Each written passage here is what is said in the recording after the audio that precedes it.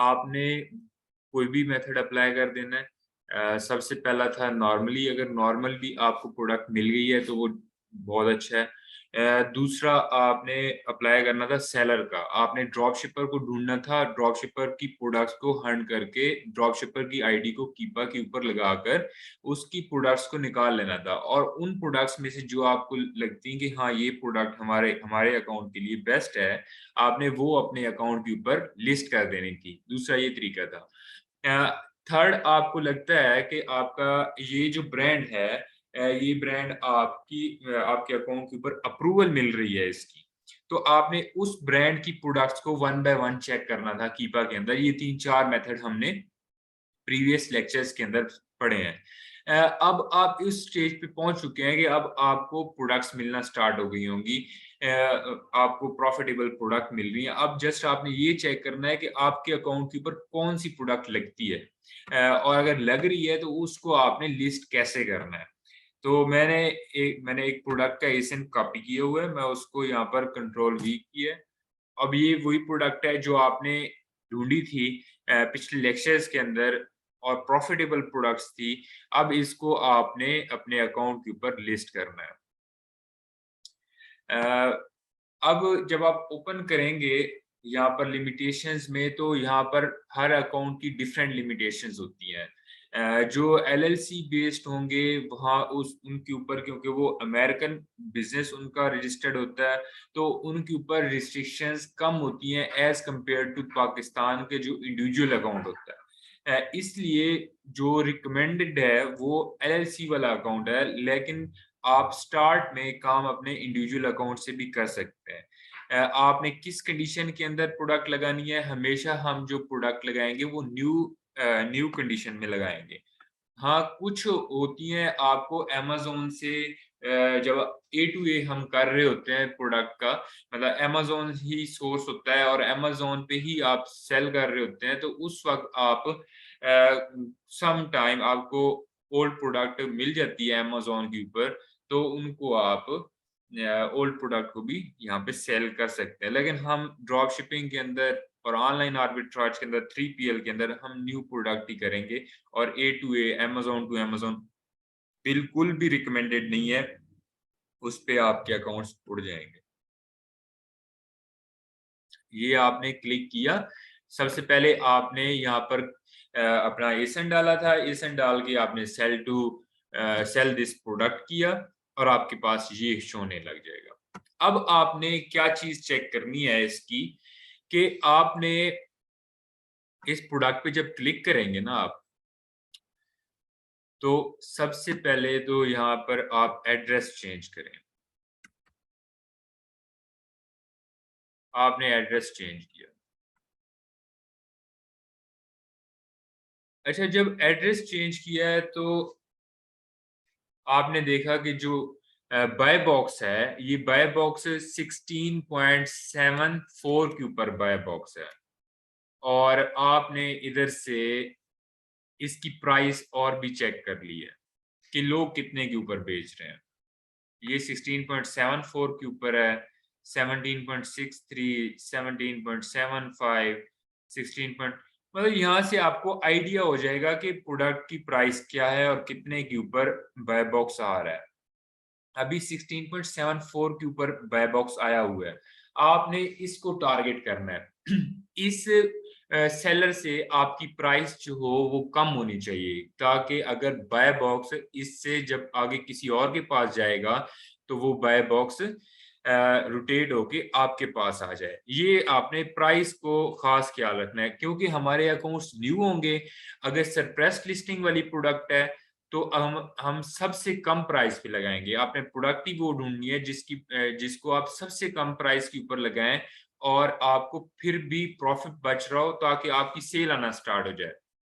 आपका अगर इस तरह बाय बॉक्स वाली प्रोडक्ट है तो इस पे भी ट्राई करें कि सबसे कम प्राइस रखें, सबसे कम आपका हैंडलिंग टाइम हो, ताकि आपको ऑर्डर्स आए। स्टार्ट में आपको ऑर्डर्स लेने में प्रॉब्लम होगी, क्योंकि आपके ना रिव्यूज होते हैं, ना कुछ होता है, ना सेलिंग हिस्ट्री होती है, तो इसलिए अमेज़न थोड़ा बाय बॉक्स लेट देता है।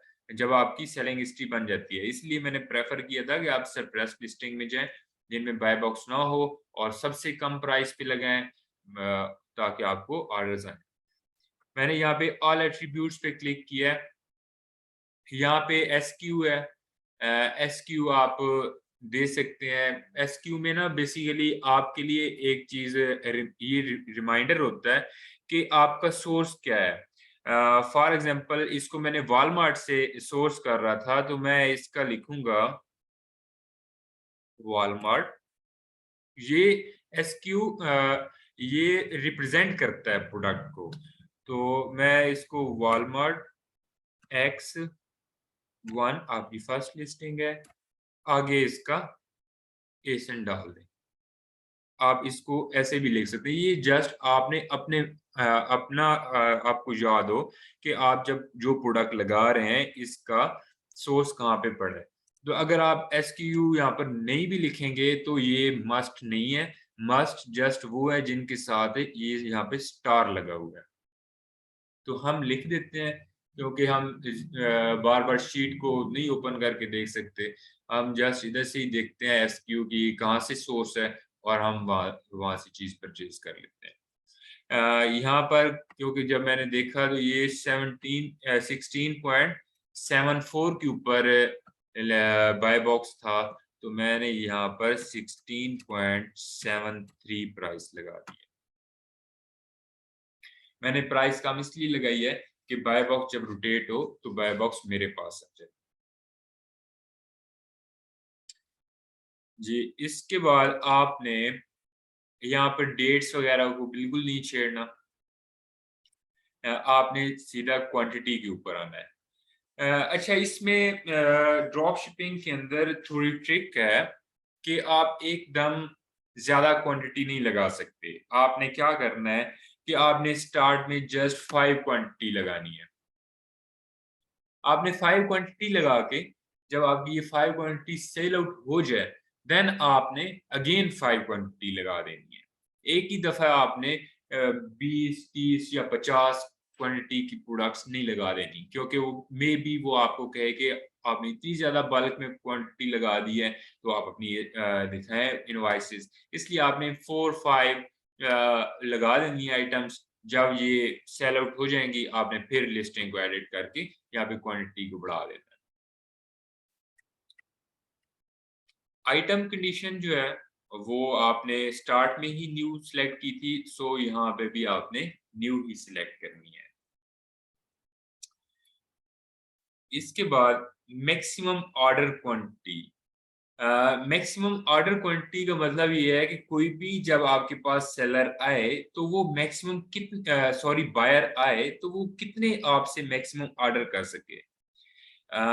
इसमें ये चीज है कि अगर आपकी प्रोडक्ट बहुत बड़ी है लाइक $100 या $70 से अबव अबव है तो आप यहाँ पर इसकी मैक्सिमम क्वांटिटी 1 नहीं रखें कि आप नहीं चाहते कि एक ही बायर बार बार आपसे वो ऑर्डर्स करता रहे। मे बी वो रीसेलर हो किसी और प्लेटफॉर्म के ऊपर सेल कर रहा हो और वो बाद में आपके लिए प्रॉब्लम क्रिएट कर सकता है। अगर आपकी छोटी प्रोडक्ट है $5-10 $15 $20 की प्रोडक्ट है तो वो मैक्सिमम आप 5 कर दें। 5 तक वो ऑर्डर कर ले तो आपके लिए प्रॉब्लम बिल्कुल नहीं है। लेकिन मैक्सिमम ऑर्डर क्वांटिटी यहाँ पर हम लगा देते होते हैं कि हमारे कुछ ही प्रोडक्ट बिके लाइक एक बायर आया तो वो एक एक प्रोडक्ट ही लेकर हमारे से जाए। वो हम इसमें भी लगाते हैं कि यहाँ पर हमारी क्वांटिटी 5 है तो हम नहीं चाहते कि हमें एक ही ऑर्डर आए और वो 5 क्वांटिटी का हो। तो हम तो हमारे न्यू अकाउंट्स हैं हम तो चाह रहे हैं कि हमारी जो सेलिंग हिस्ट्री है वो बढ़े।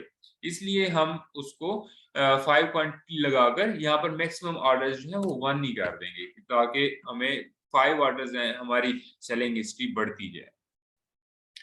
अच्छा, हैंडलिंग टाइम का मतलब है कि आपको जब ऑर्डर आए तो ऑर्डर आने के बाद आपके पास कितना टाइम हो उस ऑर्डर को शिप करने का। उस ऑर्डर को शिप करने का आपके पास कितना टाइम हो, ये है हैंडलिंग टाइम। और मोस्टली जब अगर सपोज आपको ऑर्डर्स नहीं आ रहे तो आपका हैंडलिंग टाइम जस्ट 1 डे होना चाहिए। ताकि आपका शिपमेंट और डिलीवरी टाइम उन सब से कम हो, ताकि आप उनको अच्छी सर्विसेज दें और आपके पास बाय बॉक्स है, आपके पास आपको ऑर्डर्स हैं। अच्छा, मैंने स्टार्ट में एक चीज बताई थी कि बाय बॉक्स लेने के भी कुछ तरीके हैं। अच्छा, बाय बॉक्स लेने का सबसे जो मेन तरीका है ना, वो ये है कि यहाँ पे हैंडलिंग टाइम आप जस्ट 1 डे लिखें। जब आप 1 डे लिखेंगे तो आपके पास बाय बॉक्स रोटेट होगा। आप आपकी और दूसरा, प्राइस सबसे कम रखें। ये 2 चीज़ें जब आपकी होंगी, प्राइस सबसे कम होगी और हैंडलिंग टाइम सबसे लो होगा, 1 डे होगा, तो आपको ऑर्डर्स आना स्टार्ट हो जाएँगे। अगर आपको लग रहा है कि हाँ, ये प्रोडक्ट आपको वॉलमार्ट से प्रोडक्ट मिली थी और हॉट सेलिंग प्रोडक्ट है, आपको लगता है कि इसके ऑर्डर्स बहुत ज़्यादा आने हैं, लाइक 5000 6000 तक मंथली की सेल है उस प्रोडक्ट की, और अभी आपने वॉलमार्ट पे देखा है कि वो आउट ऑफ स्टॉक है। अब हम क्योंकि प्रोडक्ट को परचेज कर करके या हमारा एक्सपीरियंस हो चुका है, हमें पता होता है कि हाँ, ये प्रोडक्ट आउट ऑफ स्टॉक है, लेकिन इस टाइम के ऊपर या इतने टाइम के बाद ये इन स्टॉक आ जाएगी। तो आपने वो प्रोडक्ट लिस्ट करनी है, उसके ऑर्डर्स उठाने हैं, तो आप उसका हैंडलिंग टाइम यहाँ से बढ़ा देंगे। उसका हैंडलिंग टाइम आप 3 टू 4 डेज कर देंगे, ताकि आपको जब ऑर्डर भी आ जाए तो आपके पास टाइम हो उसको फुलफिल करने का।